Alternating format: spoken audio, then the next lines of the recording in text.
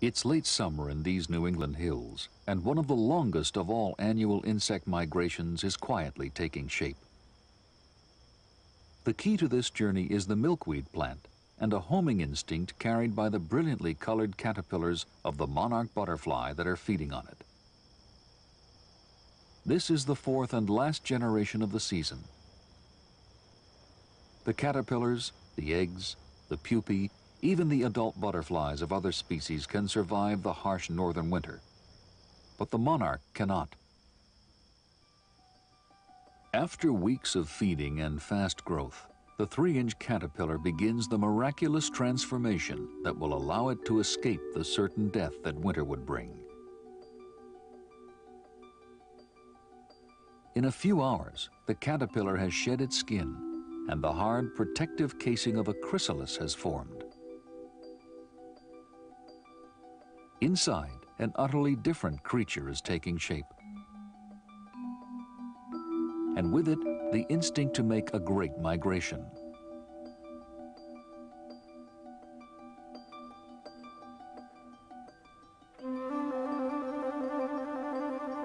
The earthbound caterpillar has grown wings, and it has inherited the ability to find its way on an epic journey out of all proportion to its apparent fragility.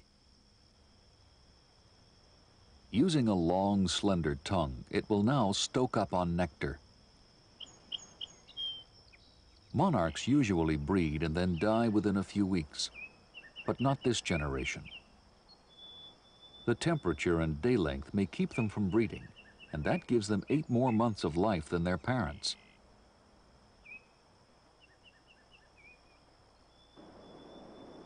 The autumnal equinox seems to trigger the migration. Very little is known about how they navigate, but somehow they will find their way to the only known place they can survive the winter. One theory holds that monarchs may steer by the sun, correcting for its movement across the sky like honeybees.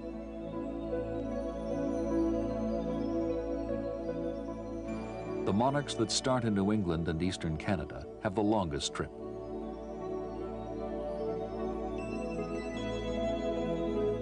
The monarchs west of the Rockies move to the coast of California, but the vast majority of North American monarchs, those east of the Rockies, move toward Mexico. When they cross the Tropic of Cancer, leaving cold temperatures far behind, they might be expected to disperse, but they don't. What they do instead is the greatest enigma of all.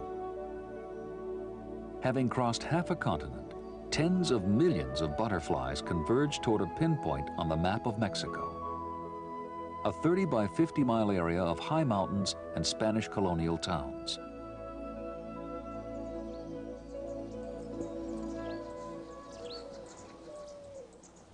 Except to the people who live here, the wintering colonies of the monarch butterfly were unknown until 1974. Above the hillside farms in the thin, cool air at 10,000 feet, there is a habitat that may be unique in Central America. Called the Transvolcanic Range, it is a rocky wilderness of ravines and fir forests. Since the butterfly colonies were discovered here in 1974, scientists like Lincoln Brower have been making annual visits of their own. Scientists had long wondered where in the world monarch butterflies migrate to out of the whole eastern part of the United States. And over a 30-year period, Professor Fred Urquhart of the University of Toronto developed a tagging program, recaptures over many years, established a southwesterly migratory route for the monarch. But once the monarchs crossed into Mexico, nobody knew where they went.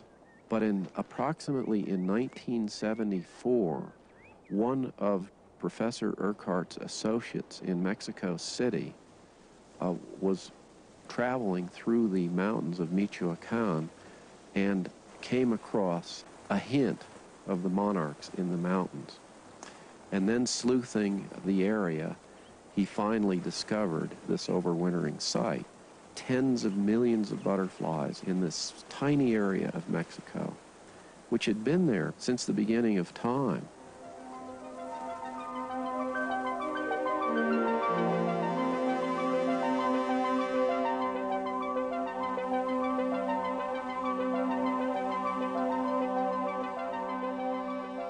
These forests combine the seasonal stability of the tropics with the coolness and the moisture of the mountains. It's not warm enough to breed and lay eggs, so the monarchs are in reproductive cold storage until next spring.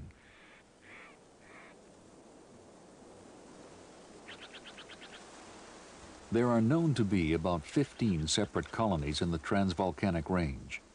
Precisely how the monarchs find them is still a mystery. From December until March, they eat nothing, living only on fat reserves.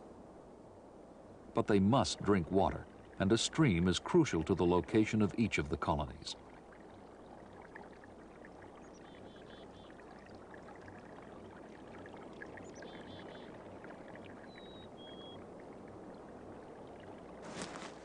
Brower, his graduate students, and other scientists are trying to piece together the features that make this place so special to the monarch butterfly. 7 years ago we were here, and the butterflies were about a half a mile away from where we're sitting now. And last year we were here too. We've been here every year, but last year the butterflies were in exactly the same place that they are now. And over the years they've been in the same places or very nearby. And there are many different mountain ranges in this part of Mexico, but they only come to a select few ranges. And one of the real mysteries is, why do they do that? To understand the monarch's life story, it's necessary to appreciate its relationship with milkweed. The ancestors of both modern milkweed and monarch butterflies were once found no farther north than Mexico and the extreme southern United States. About 20,000 years ago, there was a continental ice sheet. One theory suggests that when the ice sheet retreated over thousands of years, milkweed may have spread north, and the monarchs may have moved with the milkweed. But at the end of each summer, they had to return to Mexico. Then, as now, they were truly tropical butterflies. The monarch never adapted to freezing conditions. Instead, it evolved the ability to travel great distances. Alfonso Alonso, a graduate student from the University of Mexico, is tagging butterflies.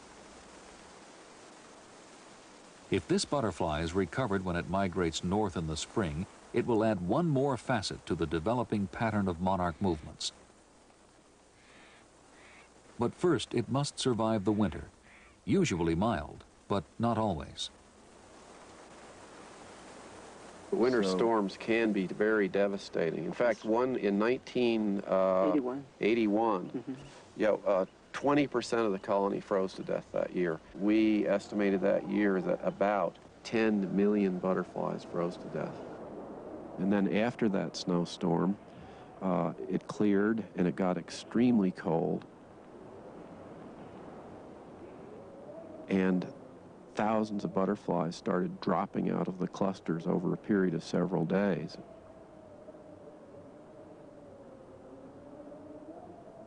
We also know that the butterflies that are in the center of the clusters are better protected than those that are on the outside. And where there have been any trees cut at all, the storms get into the forest and do a great deal more